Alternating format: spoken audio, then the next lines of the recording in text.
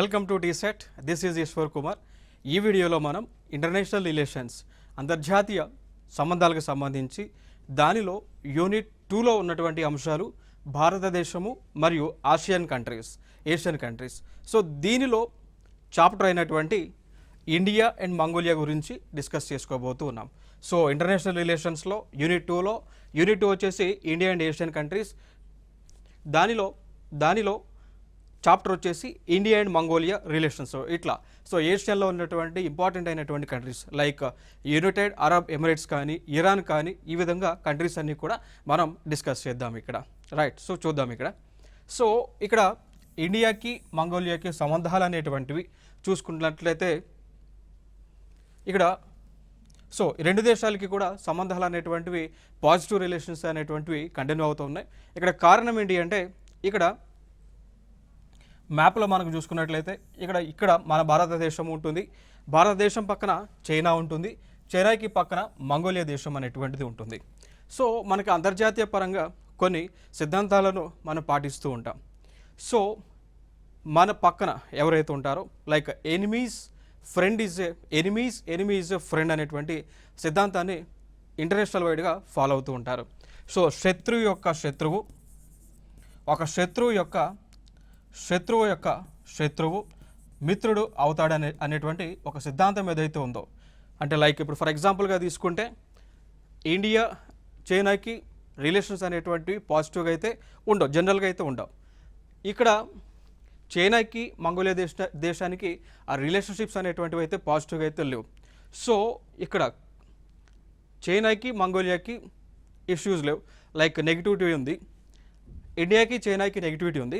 అందుకోసం మనం ఏం చేస్తాము ఉన్నామంటే మన భారతదేశం ఎక్కువగా మంగోలియాతో ఫ్రెండ్షిప్ ఎక్కువగా చేస్తూ ఉన్నాం. ఎందుకు అంటే చైనా ఎప్పటికీ కూడా భారతదేశానికి థ్రెట్గానే మిగులుతున్నటువంటి దేశం. ఆ సందర్భాన ఏదైనా అన్వాంటెడ్ ఇష్యూస్ కనుక భవిష్యత్తులో జరిగితే మనకి సహాయం చేయడానికి మంగోలియా ఉంటుంది అనేటువంటి ఉద్దేశంతో మన యొక్క ఫ్రెండ్షిప్ అనేటువంటిది చిరస్థాయిగా మనం కంటిన్యూ చేస్తూనే ఉన్నామండి.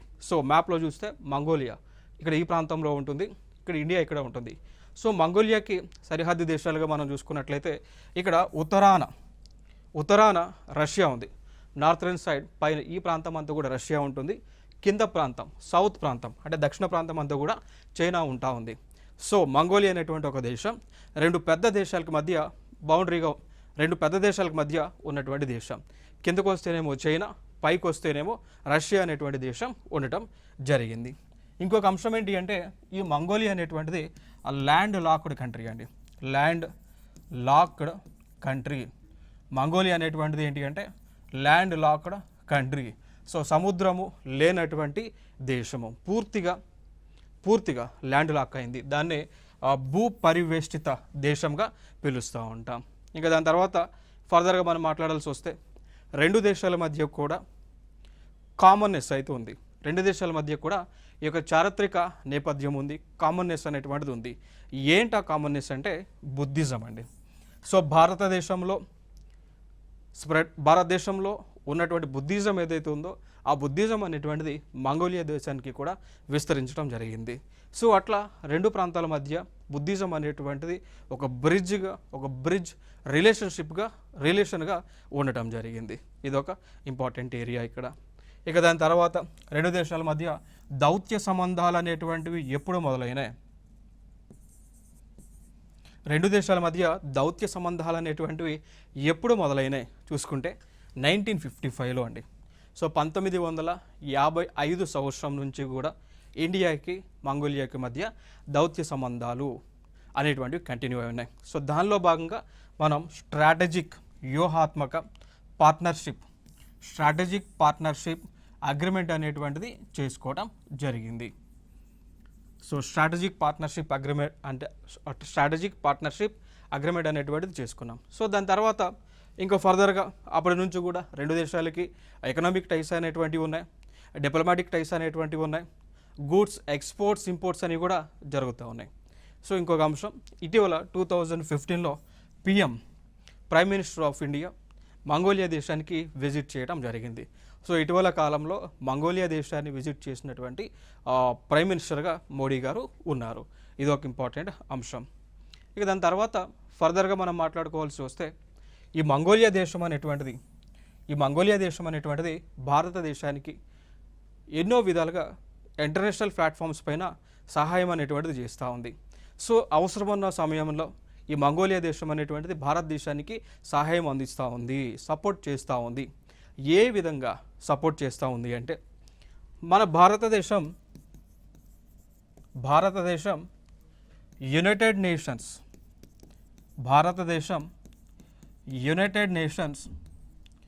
సెక్యూరిటీ కౌన్సిల్లో మెంబర్షిప్ కోసం ట్రై చేస్తూ ఉంది.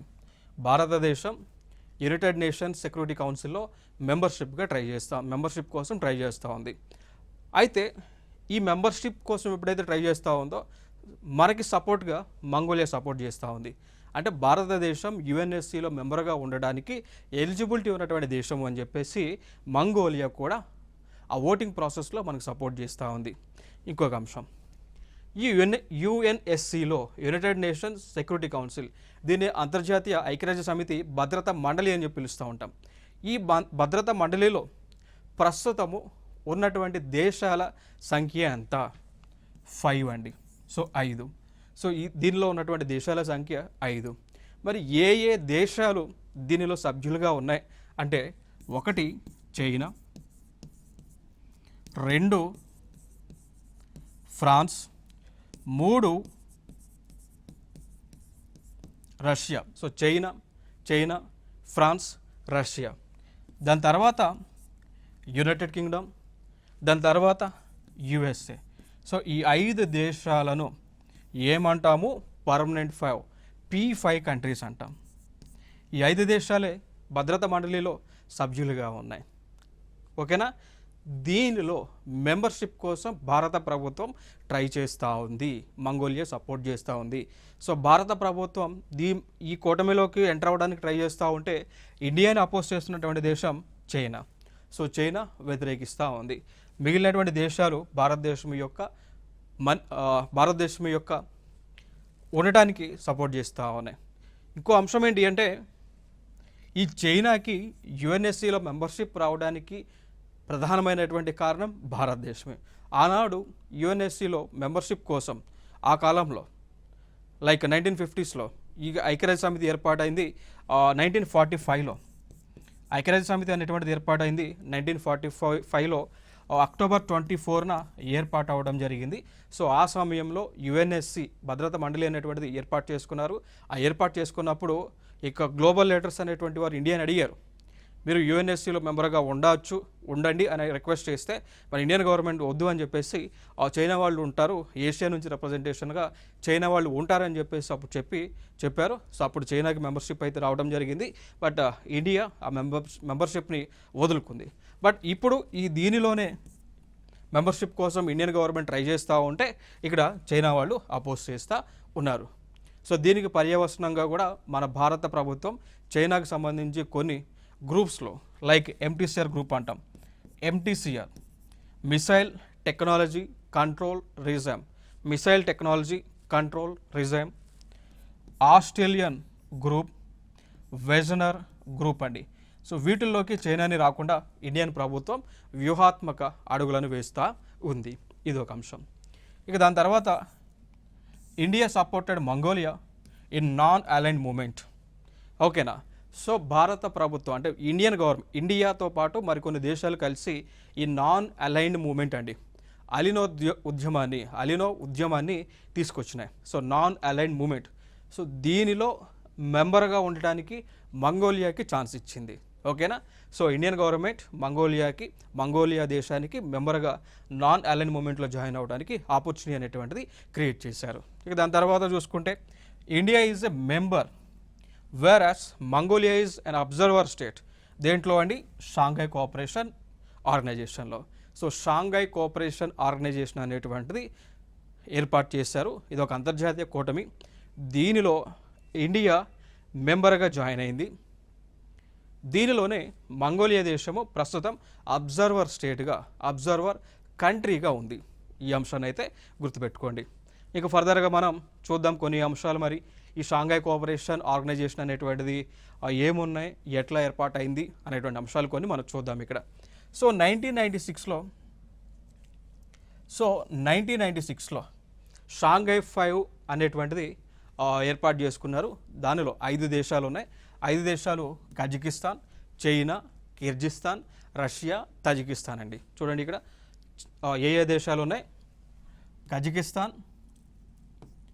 చైనా, కిర్గిస్తాన్, రష్యా, తజికిస్తాన్ అనేటువంటి దేశాలు ఉన్నాయి. షాంఘై 5 అన్నారు. 5 దేశాలు కాబట్టి 5 కంట్రీస్ అన్నారు.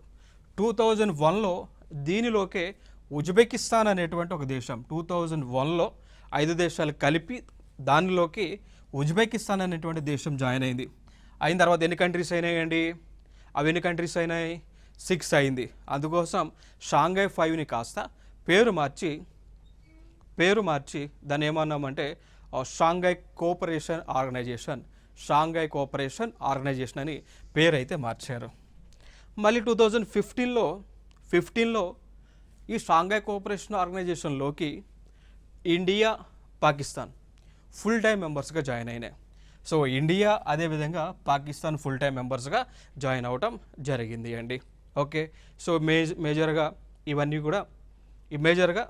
కూడా ఇంపార్టెంట్ ఈవెంట్స్ ఇక్కడ. మళ్ళీ 2016లో ఇండియా, పాకిస్తాన్ అనేటువంటిది అంటే అఫీషియల్గా పర్మనెంట్ మెంబర్స్గా జాయిన్ అవ్వడానికి సంబంధించినటువంటి ఆ యొక్క ఫార్మల్ ప్రాసెస్ అనేటువంటిది స్టార్ట్ చేశారు.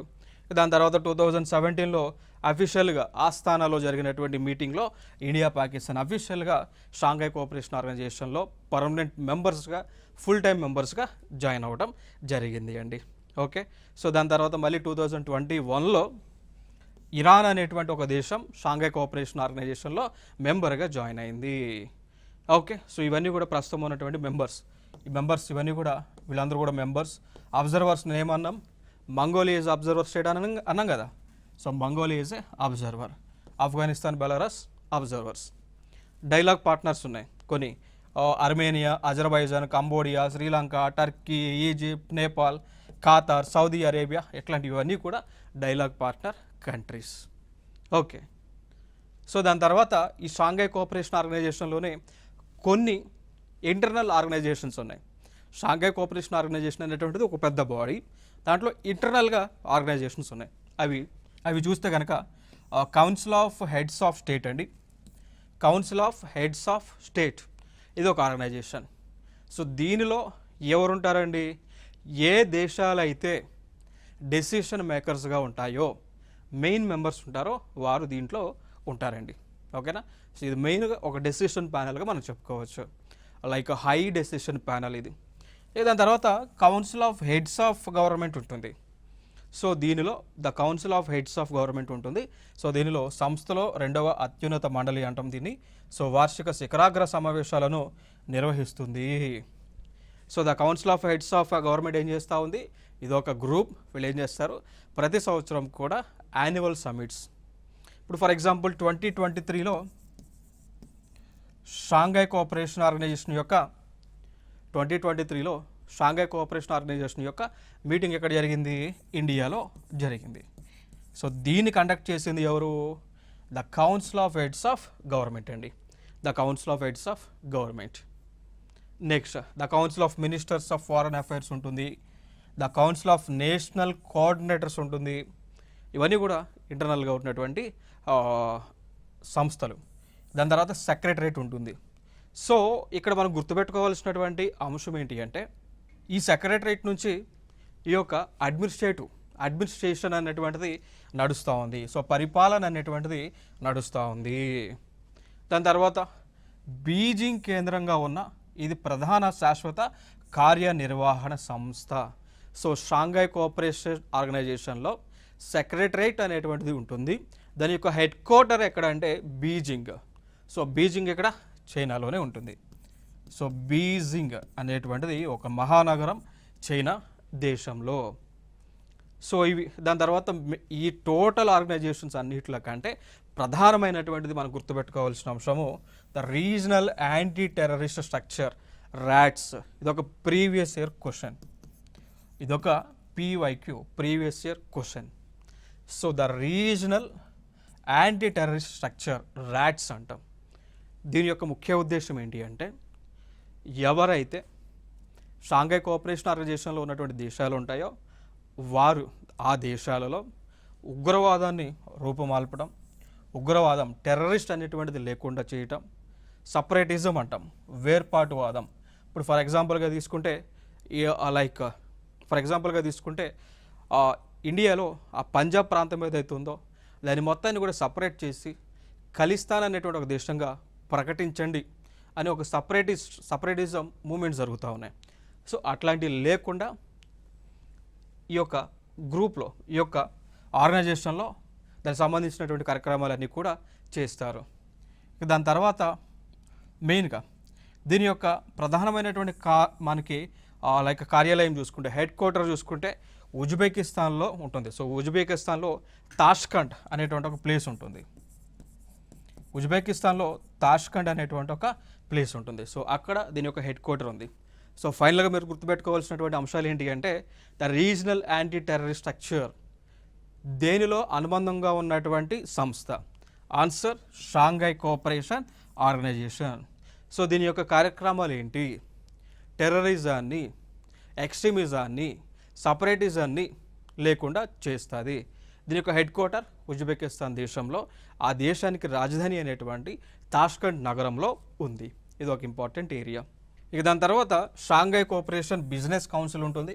సో ఈ యొక్క కౌన్సిల్ అనేటువంటిది దీని యొక్క కార్యక్రమాలు ఏంటి అంటే ఈ దేశాలు మెంబర్ కంట్రీస్ ఏవైతే ఉన్నాయో షాంఘై కోఆపరేషన్ ఆర్గనైజేషన్లో మెంబర్షిప్ కలిగినటువంటి కంట్రీస్ ఏమైతే ఉన్నాయో ఆ కంట్రీస్లో ఎకనామిక్ టైస్, సో ఎకనామిక్ టైస్ లేదు అంటే ఎకనామిక్ రిలేషన్స్ సంబంధించి, పెట్టుబడులకు సంబంధించి, సో ఇన్వెస్ట్మెంట్కి సంబంధించి దాన్నే మనం బైలేటరల్ ఇన్వెస్ట్మెంట్ ట్రీటీస్ అంటాం. దాని తర్వాత ఇన్ఫ్రాస్ట్రక్చర్, సో వసతులు కల్పించడం, ఇన్ఫ్రాస్ట్రక్చర్ డెవలప్మెంట్కి సంబంధించి డెసిషన్స్ అనేటువంటివి ఇక్కడ తీసుకొని దాన్ని ఇంప్లిమెంటేషన్ చేసేటువంటి ఒక body, the SCO business council. దాని తర్వాత ఇంకా ఫర్దర్గా మనం మాట్లాడుకున్నట్లయితే the list of international organisations for the candidature of which Mongolia has given its support to India అండి. సో ఇక్కడ అంశం ఏంటి అంటే ఇండియా మెంబర్షిప్ కోసం వివిధ అంతర్జాతీయ ఆర్గనైజేషన్స్లో ఇండియా మెంబర్షిప్ కోసం ట్రై చేస్తూ ఉంటే ఇక్కడ మంగోలియా దేశం సపోర్ట్ చేస్తూ ఉంది. ఫర్ ఎగ్జాంపుల్గా తీసుకుంటే 2021-22 మధ్య ఏషియా పసిఫిక్ గ్రూప్ సీట్ కోసం ఇండియా ట్రై చేస్తూ ఉంది. దీనిలో UN సెక్యూరిటీ కౌన్సిల్లో ఇక్కడ మంగోలియా సపోర్ట్ చేస్తూ ఉంది.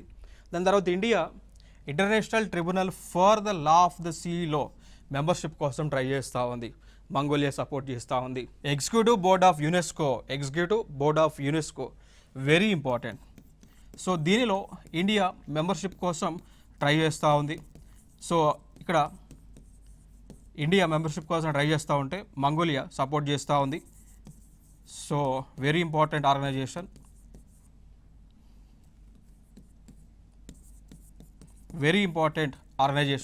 దీని యొక్క ఫుల్ ఫామ్ కూడా మనకి చాలా ఇంపార్టెంట్ ఇక్కడ. సో మీరు చూసుకున్నట్లయితే ఫుల్ ఫామ్ అనేటువంటిది చూడవచ్చు. United Nations Educational Scientific Cultural Organisation అండి. సో యునెస్కో యొక్క ఫుల్ ఫామ్ చాలా ఇంపార్టెంట్, చాలా ఎగ్జామ్స్లో కూడా అడిగి ఉన్నారు. ఇంకొక అంశం ఏంటి అంటే యునెస్కో వాళ్ళే వరల్డ్ హెరిటేజ్ సైట్ అనేటువంటి ఒక జాబితాని విడుదల చేస్తూ ఉంటారు. సో యునెస్కో వాళ్ళే వరల్డ్ హెరిటేజ్ సైట్ అనేటువంటి ఒక జాబితాని విడుదల చేస్తూ ఉంటారు. సో దీనిలో మెంబర్షిప్ కోసం ఇండియా ట్రై చేస్తూ ఉంది. దానివల్ల కలిగే బెనిఫిట్స్ ఇండియాకి ఏంటి అంటే ఈ వరల్డ్ హెరిటేజ్ సైట్స్ జాబితాలో ఇండియాకి సంబంధించినటువంటి ప్లేసెస్ ఏవైతే ఉన్నాయో వాటిని యాడ్ చేసుకోవడం ద్వారా కలిగేటువంటి బెనిఫిట్స్ ఏంటి అంటే యునెస్కోకి ఫండ్ అనేటువంటిది ఉంటుంది. సో ఆ ఫండ్ అనేటువంటిది ఎప్పుడైతే ఒక ప్లేస్ని, ఫర్ ఎగ్జాంపుల్ రామప్ప టెంపుల్ అనేటువంటిది యునెస్కో వరల్డ్ హెరిటేజ్ సైట్గా డెసిగ్నేట్ చేశారు. ఆ చేయటం ద్వారా రామప్ప టెంపుల్కి ఫండ్స్ అనేటువంటివి వస్తూ ఉన్నాయి. సో అదొక బెనిఫిట్స్గా మనం చేసుకోవచ్చు అన్నట్టు. సో దానికోసమే మెంబర్షిప్ కోసం ఇండియా ట్రై చేస్తూ ఉంది. దాని సపోర్ట్గా మంగోలియా ఉంది. ఇంకొక ఆర్గనైజేషన్ వరల్డ్ కస్టమ్ ఆర్గనైజేషన్ అండి. సో దీనిలో కూడా మెంబర్షిప్ కోసం ట్రై చేస్తూ ఉంది. దాని తర్వాత Council of International Maritime Organisation, IMO అంటాం. ఇంటర్నేషనల్ మ్యారిటైమ్ ఆర్గనైజేషన్, సో ఐఎంఓలో కూడా మెంబర్షిప్ కోసం ట్రై చేస్తున్నాం. Advisory committee membership election for human rights council అండి. సో అంతర్జాతీయ పరంగా హ్యూమన్ రైట్స్ కౌన్సిల్ అనేటువంటిది ఉంది. సో దానిలో మెంబర్షిప్ కోసం లైక్ అడ్వైజరీ కమిటీలో మెంబర్షిప్ కోసం ఇండియన్ గవర్నమెంట్ ట్రై చేస్తూ ఉంది. International court of justice, so దీనికోసం. Next third group of international civil aviation organisation అంటాం, దాన్నే ఐసీఏఓ అంటాం. సో ఐసీఏఓలో కూడా మెంబర్షిప్ కోసం భారత ప్రభుత్వం ట్రై చేస్తూ ఉంది. దాని తర్వాత వరల్డ్ యాంటీ డోపింగ్ ఏజెన్సీలో, వరల్డ్ కస్టమ్ ఆర్గనైజేషన్లో ఇండియన్ గవర్నమెంట్ మెంబర్షిప్ కోసం ట్రై చేస్తూ ఉంటే ప్రతిసారి కూడా మంగోలియా సపోర్ట్ చేస్తూ వస్తూనే ఉంది. మేజర్గా అవి ఇంపార్టెంట్. ఇక దాని తర్వాత డిఫెన్స్ కోఆపరేషన్ పరంగా మనం చూసుకున్నట్లయితే నొమాడిక్ ఎలిఫెంట్ అనేటువంటిది ఈ యొక్క మిలిటరీ ఎక్సర్సైజ్ని నిర్వహిస్తూ ఉన్నారు. Nomadic elephant very important. Nomadic elephant. So ఇటీవల కాలంలో నొమాడిక్ ఎలిఫెంట్ అనేటువంటిది ఎక్కడ జరిగింది, ఎప్పుడు జరిగింది? జూలై 17 నుంచి జూలై 31 మధ్య 2024లో జరిగింది.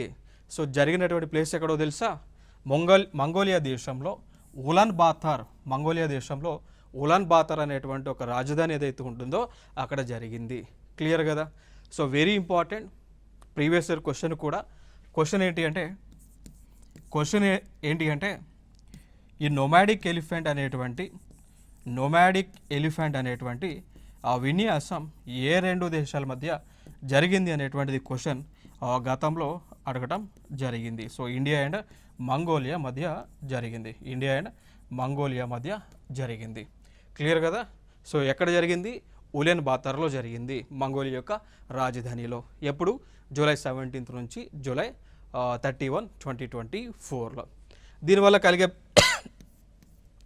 దీనివల్ల కలిగేటువంటి బెనిఫిట్స్ ఏంటి అండి? భారతదేశానికి చెందినటువంటి ఈ యొక్క మిలిటరీ టెక్నాలజీ ఏదైతే ఉందో, సో మిలిటరీ టాక్టిక్స్ ఏవైతే ఉన్నాయో అవి ఆ దేశానికి మనం నేర్పిస్తాం. అదేవిధంగా ఆ దేశం దగ్గర ఉన్నటువంటి మిలిటరీ టాక్టిక్స్ కానీ టెక్నాలజీ కానీ మనం అడాప్ట్ చేసుకుంటాం ఇట్లాంటి విన్యాసాల ద్వారా. నెక్స్ట్ అంశం, ఇంకొక సైనిక విన్యాసం చూసుకుంటే ఇంపార్టెంట్ అయినటువంటిది కాన్క్వెస్ట్ అంటామండి. కాన్క్వెస్ట్ అంటాం. ఇది కూడా జూలై 27, 2024 జూలై 27 నుంచి ఆగస్టు 9 వరకు మంగోలియా దేశంలో ఉలాన్ బాతార్ అనేటువంటి ఒక ప్లేస్ దగ్గర జరిగింది. ఇది కూడా ఇంపార్టెంట్. మీరు ఇక్కడ చూడవచ్చు, ఇక్కడ conquest is multinational piece keeping exercise. So జరిగినటువంటి ప్లేస్ చూస్తే మంగోలియాలోనే. సో ఫైనల్గా మీరు గుర్తుపెట్టుకోవాల్సినవి లైక్ నొమాడిక్ ఎలిఫెంట్ అయినా కాన్క్వెస్ట్ అయినా ఈ రెండు విన్యాసాలు కూడా జరిగినటువంటి ప్లేస్ మంగోలియాలోనే జరిగినాయి, భారతదేశంలో జరగలేదు. సో రెండు కూడా ఆగస్టు జూలై ప్రాంతాల్లోనే జరిగినాయి. క్లియర్ కదా?